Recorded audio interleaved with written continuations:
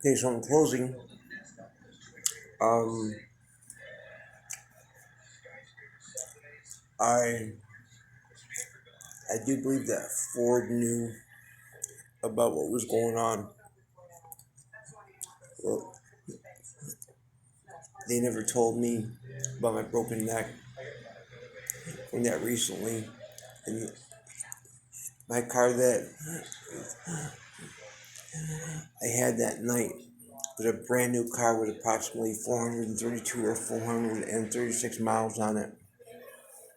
Um, the first day in the fleet, in 7 days after Jason's accident, and there was a flame retardant in the airbag, and they needed and and someone outside is yelling motherfucker. So I'm thinking of getting someone. Um, Someone's got my real time um phone stuff, so that's why my all my accounts get hacked. Ford or someone who used to work for Phoenix PD, current Phoenix PD members, current LAPD members. I know that Don's brother, his last name is Knight. It's Knight. Um, he posed as the LA City firefighter putting on a CERT program, and I attended a CERT program. It's a community emergency response team, a, a set of classes that prepares you for in case of a national emergency, or I'm sorry, a county emergency, an earthquake, a forest fire, um, uh, to help evacuate people, um, to um, help with like first aid. I show up and he's wearing Los Angeles City Fire Department uniform. His name is Howard, and I, I he was looking at me weird the whole class and made a couple comments that hit me as personal comments, and he he does not like apparently either gas or electricity, and he said that someone died, his neighbor's son died because of a drowning. Water was his fear. So, and he started tearing up. Okay, by week 2, a date was changed, the time was changed on week 1. I thought that was odd. By week 2, I got there a couple minutes late. It was packed to the gills, not one seat available. I tried to get a chair. Nope, no chairs available. And he had me kicked out of class basically. He did not want me there. Every person in that class was a city employee who worked for the police department.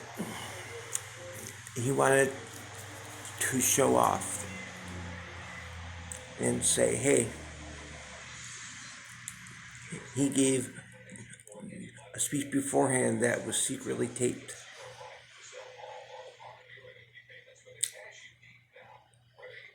And that was interesting. And again, I tell my dad these things, and guess what happens? No, Bob, you're nuts. It's in your head. Okay.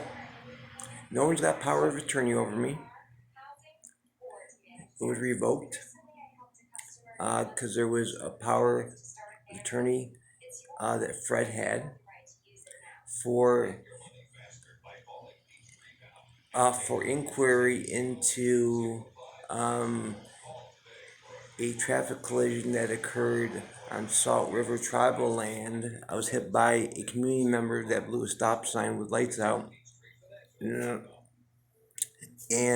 in 2008, through Phillips and Associates, I signed a power of attorney in handcuffs at Towers Jail. And it was so he could check on the on status of payment for insurance. And you can ask Fred Jasinski of 2635 South Athena in Mesa, Arizona, 85208.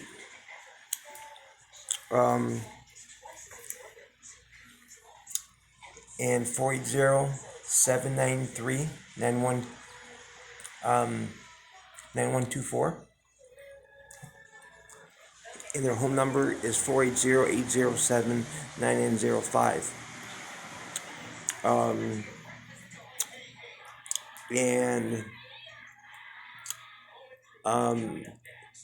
we had a very distinct discussion, and I said in his weight room there was a camera in the weight room. Gio put in a sealed Coke bottle under a Bill's hat, or Bill's helmet. It was an 8-ounce glass Coca-Cola bottle on a shelf above his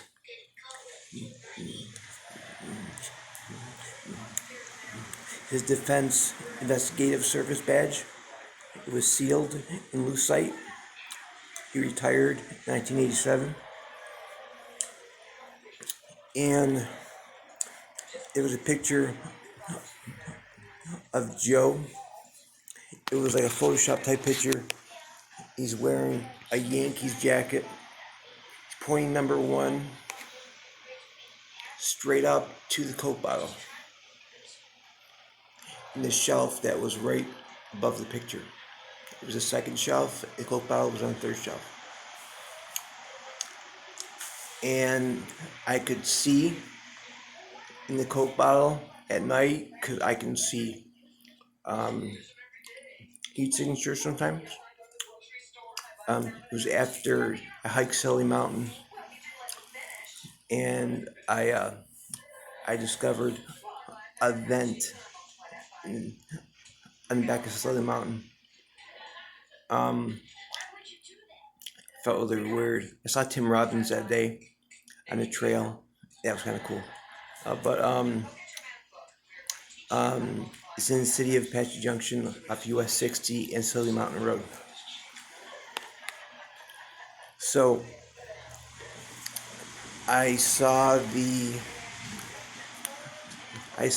small, there's a small micro camera inside the sealed Coke bottle. And it could either be remotely activated or motion activated. And it could be displayed on a monitor, a cell phone, another computer. When Dawn didn't know that, he didn't tell her about all the cameras, the ones in my room either. And so when she went under my bed on that day that her and Joe were at the house to download my sleep patterns and to put a charger under there to charge the magnets or the microphone, whatever, up front. She reached under, whispered something to her small dog Oliver, and gave him some medicine, and he was all better after that. Apparently, it was Don's methamphetamine, and along with a little bit of painkiller, I think. And this was in, let's see, I was going to go to a Celebrate Recovery meeting that night with Lou Carlucci and Christy Stuckwish, but decided not to because I wasn't feeling that well. And we had chicken and eggplant, and we were sitting outside when Dawn went inside in my room and she did her thing. And also, she whispered something to Oliver in a very arrogant way, and a dumb thing to do. Okay, because that's what kind of started some stuff rolling. And dude, look at my right eye right now. What the fuck? Holy shit. I got a tumor behind my right eye. So, it's attached to the optic nerve. It's the way it is. And so I'm trying to get this out before I have another seizure. I went to a doctor on Friday. He didn't feel it necessary to give me the anxiety medication, only an epileptic medication that's used for many different uses. And I've only had 2 seizures in the past couple months. So he didn't care. And he told me before I left, he said, I'm going to give you alprazolam, and I'm going to give you anti-seizure medication, and I'm going to give you a third medication. And I showed up to Rite Aid, it still wasn't called in. I waited a while, still wasn't called in. I left, I came back, it still wasn't called in. Called there several times, and they would answer and hang up on me. And I talked to a nurse finally who stated, he said that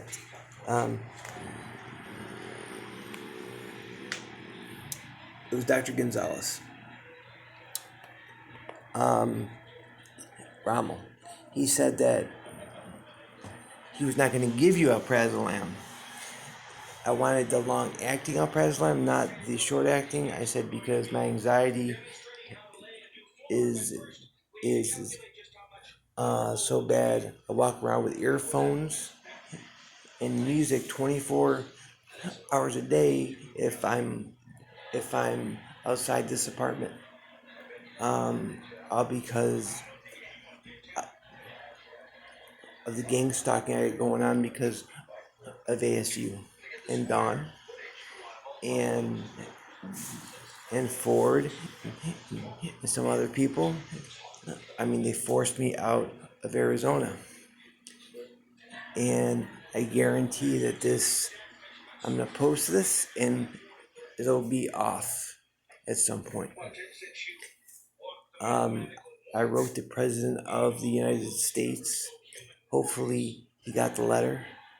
I wrote him for a couple reasons. One, an issue regarding the Congressional Medal of Honor, and 2 people who I believe should get it, but I'm not going to mention their names right now.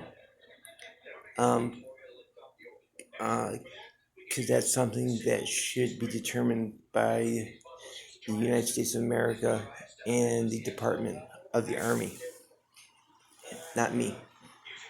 I'm not Commander-in-Chief, and he just went through a situation where he was called someone who colluded with a foreign government, and I won't even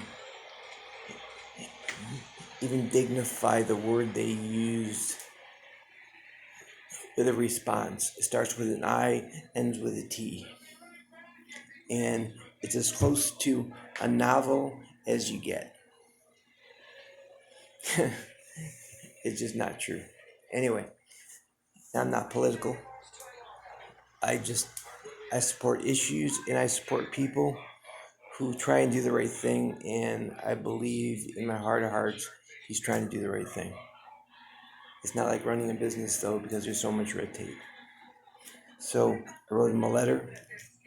It was about 7 or 8 pages, and hopefully he got it and he'll look into it. As Princess Leia said, Obi-Wan Kenobi, you're my only hope. And my stutter, I'm not the best communicator in the world, and this takes a lot of balls to do. But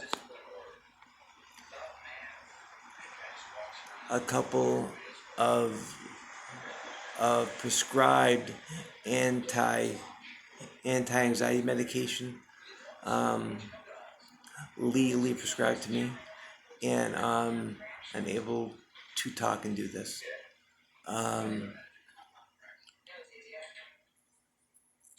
I hope that everything is made right. I hope that everything is followed. If something happens to me, I want any money or proceeds to go to former private first class Jessica Lynch, and she'll know what to do with the money. I'm not doing this to get in good graces with her. I saw her once, I think, in Mesa at a park when I was walking, and she was with her children. But I did not speak to her. I was on the phone, and I was trying to write a letter to ASU baseball to try and get a scholarship. And why is my right eye so off? Dang it. It's never been like that before. Even after I smoke, it doesn't matter.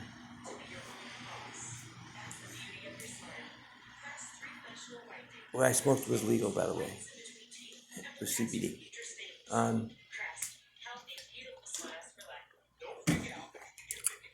It's never swayed to the right like that. I was diagnosed with cysts. Oh, I should write down the time. It's 18:24 and 38 seconds. Now my ear just... Oh. My eustachian tube. And why is there a mark right there that's not my mark? It looked like blood almost. There was no blood on there when I left. And people that come in here, or someone comes in here, I think, and just either takes pictures of things after they mess things up, or put things places to try and get me kicked out. So I photograph this place. I photograph what is in place sometimes, what's not. I know I don't do it every day, okay, but I never gave any permission for this place to be either audio or video surveilled. I close the windows at night and during the day, except when I leave sometimes I'll prop them, okay, but they will not lock. So I got window locks today. hardware store bag.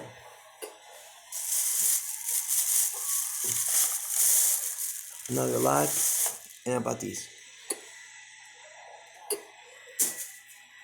So, and a sponge because I wash my floor. There's my rug. See? Yay. So, I like where I live. I love LA. I love it, love it, love it. I only auditioned for one game show. It was Let's Make a Deal, and the kid moves to Phoenix, and I told him, I said, dude, you're gonna hate it. Because when I got off that plane on July 6th of 1993, I thought I landed in double hockey sticks. It was only 103 degrees, but yet it felt like I stick my head into a freaking an oven.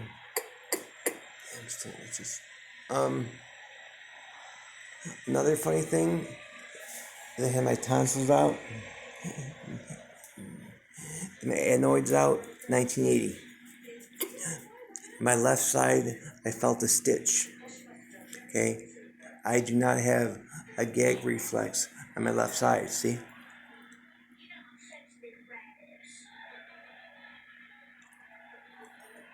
Oh, I just spit on myself. Oh no, this came out. Huh? It's a lemon head. It was stuck in there. I didn't know it. So in 2013, I was in a coma, and they took the respirator, or not the respirator, the ventilator off, and the doctor,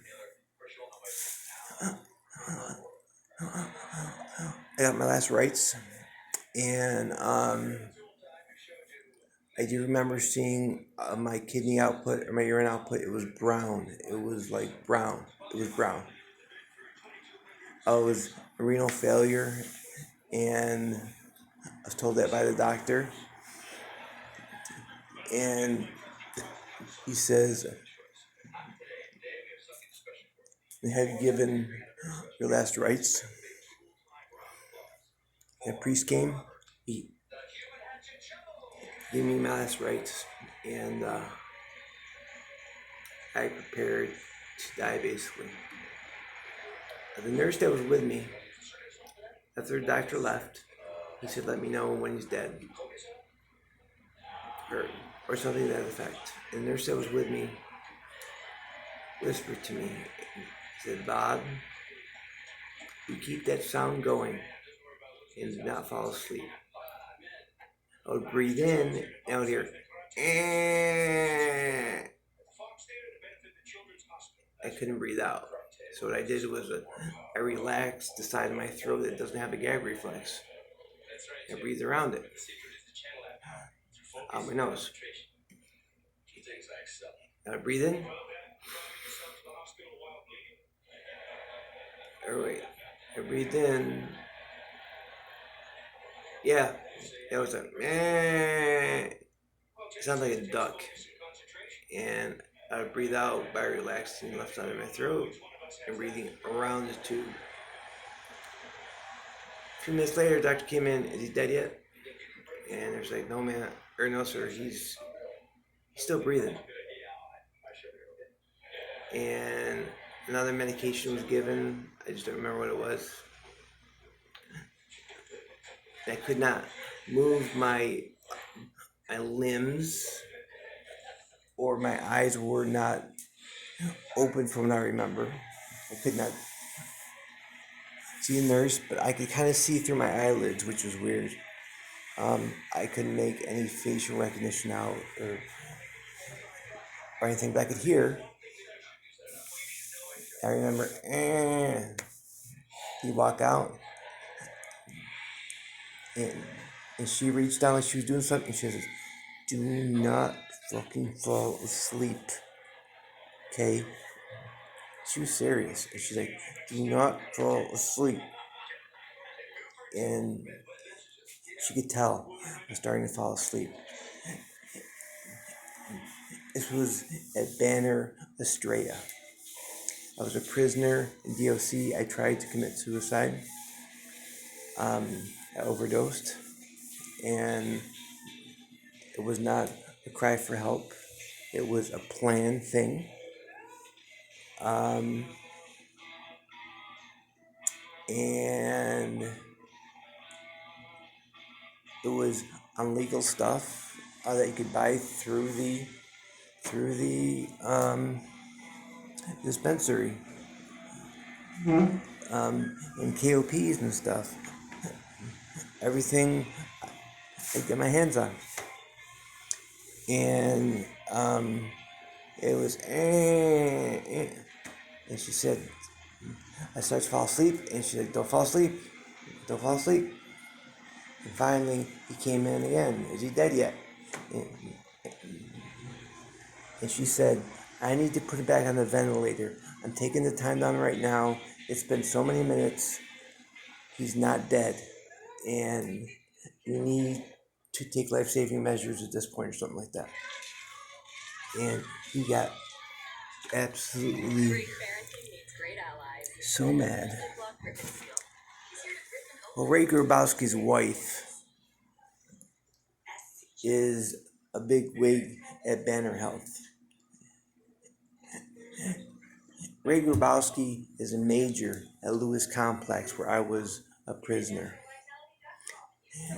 Eagle Point. So this was around May 23rd, 24th. Wow, around the same time as May 2017, when I received that it was a CT scan at Banner Desert for about 90 minutes. They had me squeezing a squeeze thing to almost like a Spigo mamometer, blood pressure cuff, in case I was going to get sick. I had to stop 3 times because I threw up in a little blue thing. It wasn't much, it was just a little throw up. And I asked Nurse Laura for a sandwich, and after I got done, I came back, there was a sandwich sitting there. And I said kind of myself, thanks, Laura. And she was off shift. Another Laura comes on shift, and I bit into the sandwich, and on the lettuce there was gravel. I was like, man, I was so hungry, I didn't care. I swallowed whatever was in the sandwich, and I took the lettuce off and ate the rest of the sandwich. But it tasted like gravel because it was little gravel stones. I was hooked up to machines, and every time I started to fall asleep, the alarm would go off. I was so irritated, man, because I just wanted to go to sleep. I checked in because I was coming back from Sedona. My right eye, it felt like I was having a stroke, okay? I had ocular pressure in my right eye, and I could feel like boom, boom, boom. It felt like I was having a stroke. I drove myself to the ER, I parked, went in, and it was I stayed in an ER exam room. I got there about 3:30 in the afternoon, maybe, and I did not get to a room till about 12:30 a.m. I did not get to a CT scan until approximately 1:15, 1:30 in the morning. I was there till probably 3 in the morning. I saw